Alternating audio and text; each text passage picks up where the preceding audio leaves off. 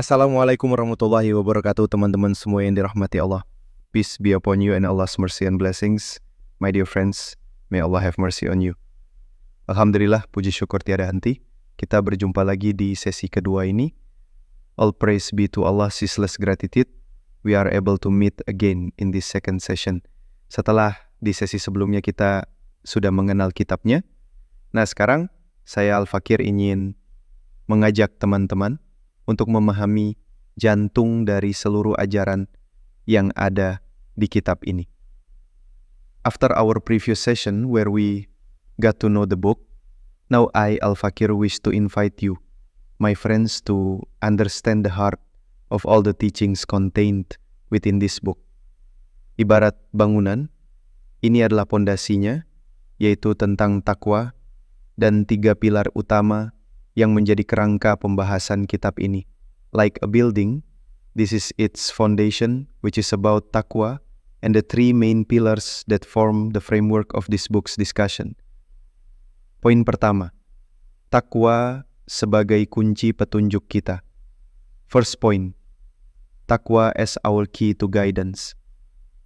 Kita semua tentu mendambakan hidayah, bukan? We all certainly long for guidance, don't we? Petunjuk dari Allah yang membuat hati kita tentram, langkah kita mantap di jalannya. Guidance from Allah that brings peace to our hearts, making our steps firm on His path. Nah, Imam Al-Ghazali mengajarkan kepada kita bahwa hidayah itu sesungguhnya adalah buah yang lahir dari ilmu yang bermanfaat. Well, Imam Al-Ghazali teaches us that guidance is truly the fruit born from beneficial knowledge. Apa sih takwa itu? What exactly is takwa? Takwa itu adalah menjalankan segala perintah Allah Subhanahu wa Ta'ala dan menjauhi segala larangannya. Takwa is to fulfill all of Allah's commands and to avoid all of His prohibitions.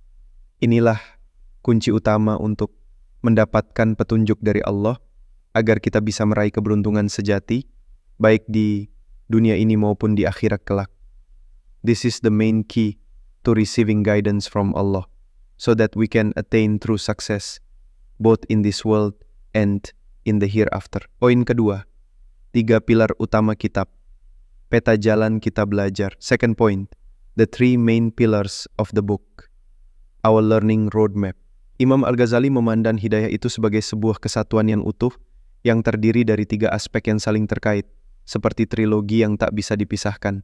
Imam Al-Ghazali views guidance as a complete unity, consisting of 3 interconnected aspects, like an inseparable trilogy. Mari kita pahami satu persatu. Let's understand them one by one.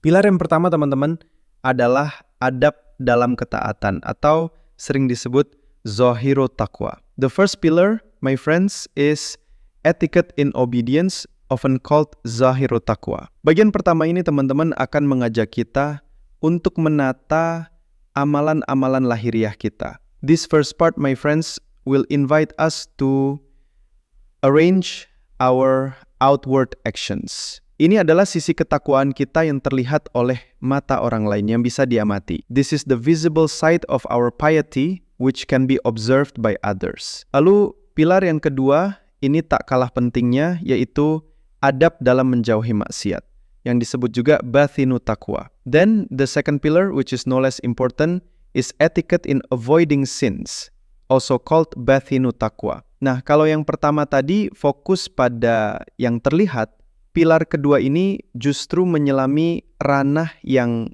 tersembunyi di dalam diri kita, teman-teman. So, if the first one focus on what's visible, this second pillar delves into the hidden realm within us, my friends. Ini adalah pembahasan tentang bagaimana kita menjaga dan membentengi diri dari segala bentuk dosa dan maksiat. This is a discussion about how we protect and fortify ourselves from all forms of sin and disobedience. Dan yang ketiga, teman-teman, adalah pilar tentang adab bergaul dengan sesama, atau adabus suhbah ma'al khalqi. And the third, my friends, is the pillar about etiquette in interacting with others, or adabus suhbah ma'al khalqi. Pilar terakhir ini mengajarkan kita tentang bagaimana seharusnya seorang muslim bersikap dan berinteraksi dengan orang lain dalam kehidupan sosialnya. This final pillar teaches us how a Muslim should behave and interact with others in their social life. Ini penting sekali teman-teman karena Islam adalah agama yang sempurna, tidak hanya mengatur hubungan vertikal kita dengan Allah, tapi juga hubungan horizontal kita dengan sesama manusia. This is very important, my friends, because Islam is a perfect religion. It not only regulates our vertical relationship with Allah, but also our horizontal relationship with fellow human beings. Dengan memahami ketiga pilar ini, insya Allah kita akan punya gambaran yang sangat jelas dan lengkap tentang kitab Marakil Ubudiyah ini.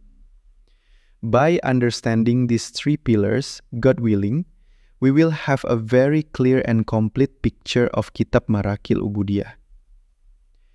Ini akan menjadi peta yang membimbing setiap langkah kita di setiap sesi berikutnya, membuat perjalanan belajar kita semakin terarah. This will be a map guiding our every step in each subsequent session, making our learning journey more focused. Semoga Allah Subhanahu wa Ta'ala senantiasa memberikan kita taufik dan hidayah ya teman-teman, untuk memahami, meresapi, dan mengamalkan setiap ilmu yang kita pelajari. May Allah Subhanahu wa Ta'ala always grant us His guidance and success, my friends, to understand, internalize, and practice every piece of knowledge we acquire. Wallahu a'lam bissawab, and Allah knows best.